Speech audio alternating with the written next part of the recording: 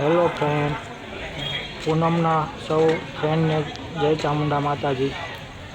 આજે ચામુંડા માતાજીની પૂનમનો મેળો છે ચોટીલા, તો આપણે દર્શન કરવા આવ્યા છીએ। તમે પણ માતાજીના દર્શનનો લાવો લો। આપણે મઢના દર્શન કરી રહ્યા છો તમે, ચામુંડા માતાજીના મઢ। તો આજે પૂનમ છે તો બહુ માણસોનું ટ્રાફિક છે, તો આપણે દર્શન કરી અને ગાયોગા બહાર નીકળી ગયા। હજે તો ટ્રાફિક વધતું જશે, હજે તો શરૂઆત જ થઈ છે। સવારમાં આપણે દર્શન કરવા આવ્યા હતા પણ ટ્રાફિક બહુ થઈ ગયું છે, અને હજે તો જેમ 1, 2, 3 વાગશે તો માણસો સામશે નહીં। પૂનમનો મેળો જ કહેવાય ચોટીલા। દર પૂનમે અહીંયા બહુ માણસો મેળો ભરાય છે, એવું મેળાની જેમ માણસો આવી જાય।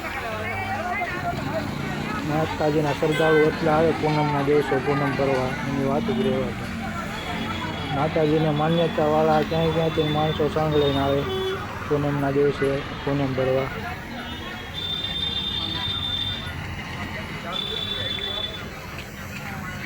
પોલીસ સ્ટાફ પણ રાખવામાં આવે છે ટ્રાફિકને કંટ્રોલ કરવા માટે।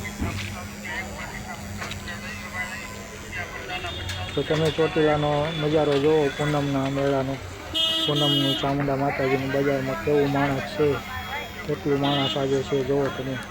ગાડી, વાહન અને માણસો, એવી ટ્રાફિક જામ।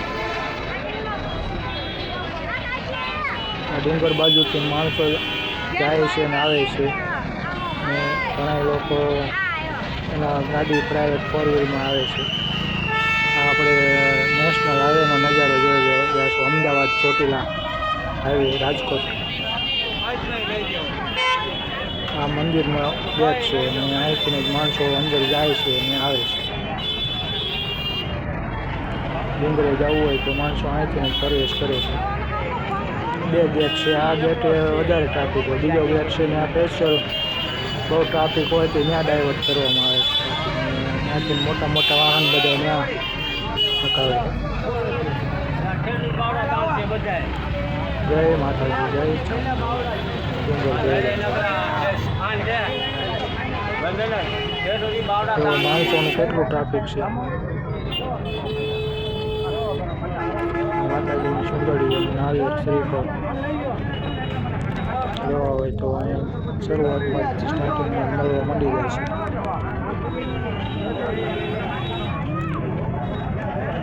હાલો ફ્રેન્ડ, તો તમને સૌને જય માતાજી, જય ચામુંડામાં।